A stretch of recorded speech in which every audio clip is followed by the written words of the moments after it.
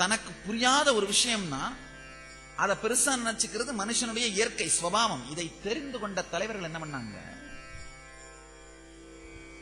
புரியாத வார்த்தைகளை உபயோகப்படுத்துறது, technical terms use பண்றது, பெரிய பெரிய வார்த்தைகளை உபயோகம் பண்றது. இந்த பெரிய பெரிய வார்த்தைகளை உபயோகம் பண்றது அப்படிங்கறது தன்னுடைய அந்தஸ்தை வேணா உயர்த்துமே தவிர மக்கள் வாழ்க்கை தரத்தை உயர்த்தாது. நான் அவருக்கு சொன்னேன், ஐயா நான் என்னுடைய அந்தஸ்தை உயர்த்தணும் அப்படின்னு நினைச்சா பெரிய பெரிய வார்த்தைகளை யூஸ் பண்ணலாம். பெரிய பெரிய வார்த்தைகளை யூஸ் பண்ணா ஒன்றும் பிரச்சனை இல்லை. நான் பாட்டு பேசிட்டு இருப்பேன், நீங்க பாட்டு உட்கார்ந்துருப்பீங்க, அவ்வளவுதான். வெளியில போகும்போது என்ன அதிகபட்சமா என்னை பத்தி ஒரு பெரிய ரொம்ப படிச்சவர் போகணும் தெரியாது, அவருக்கு வயசு தான் கம்மி, அவர் படிச்சிருக்கிற படிப்பு உனக்கு தெரியாது, அவர் என்ன பேசலாம் யாருக்குமே தெரியாது, அவருக்குமே புரிஞ்சிருக்காது. உண்மை என்னன்னா தனக்கு புரிஞ்சிருந்தா மற்றவங்களுக்கு புரிய வைக்கிற பக்குவம் தானா வந்துடும். பெரிய பிரச்சனையே வேதாந்த வித்தக சிரோமணி பெரிய பெரிய பட்டங்கள் இருக்கும். அந்த பெரிய பெரிய பட்டங்களே ஆக்சுவலா பெரிய பெரிய பட்டம் வாங்குறது ரொம்ப ஈஸி, வேற ஒண்ணும் இல்லை. பெரிய தத்துவவாதியாவும் பெரிய பட்டமெல்லாம் வாங்கணும்னா ரொம்ப எளிமையான சில விஷயங்கள் இருக்கு. யாருக்காவது இந்த மாதிரி பெரிய தத்துவவாதி ஆகணும், மக்கள் மத்தியில் உங்களுடைய அந்தஸ்து உயரணும், பெரிய அறிவாளின்னு உங்களை நினைக்கணும்னா இந்த 2-3 விஷயங்கள் தெரிஞ்சுக்கோங்க, நாளையில இருந்து ஆயிடுவீங்க. நாளையில இருந்தே உங்களை வந்து மக்கள் பெரிய படிப்பாளி, பெரிய வேதாந்தி, பெரிய அறிவாளி, பெரிய தத்துவ ஞானின்னு பேசுவார்கள். ஒரு சின்ன கதை. ஒரு கிராமத்துல ஒரு மனிதனை அத்தனை பேரும் முட்டாள் முட்டாள் முட்டாள்னே சொல்லிட்டு இருந்தார்கள். அத்தனை பேரும் சொல்றதால அவனை நம்ப ஆரம்பிச்சுட்டான், ஒருவேளை நம்ம முட்டாள் தானோ. அந்த வழியா வந்த ஒரு ஞானி அவர்கிட்ட போய் கேட்கிறான், ஐயா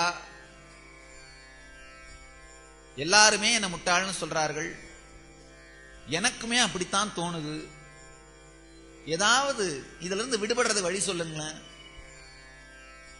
ஞானி சொன்னாரு, கவலைப்படாதப்பா, ஒரே ஒரு வாரத்துல இந்த பட்டத்துல உனக்கு விடுதலை வாங்கி கொடுத்துறேன், ஒரு சின்ன விஷயம் சொல்றேன் அதை மட்டும் செய்.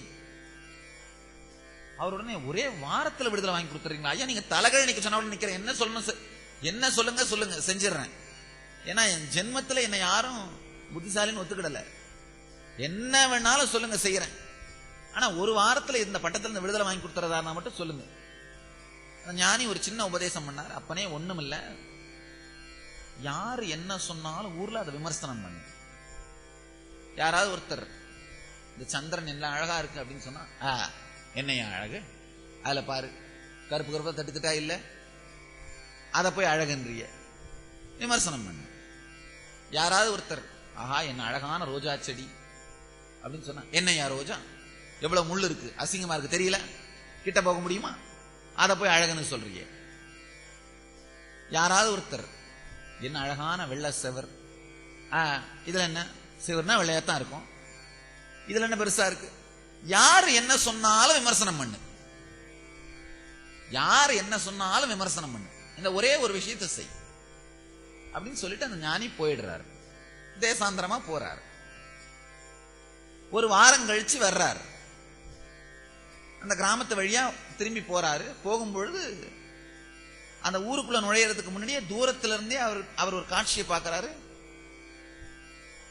எந்த மரத்துக்கு கீழே அந்த முட்டாள் வந்து அந்த ஞானியை சந்திச்சானோ அதே மரத்துக்கு கீழே ஒரு மேடை, அதுல இந்த முட்டாள் உட்கார்ந்து இருக்காரு, கீழே அந்த ஊர் ஜனங்கள்லாம் உட்கார்ந்து இருக்கார்கள். இவர் பேசுறார், அவங்க கேட்கிறார்கள். ஞானிக்கு ரொம்ப ஆச்சரியமா போச்சு, என்னையா. மெதுவா அந்த ஞானி வந்தாரு, இந்த முட்டாள் பார்த்துட்டு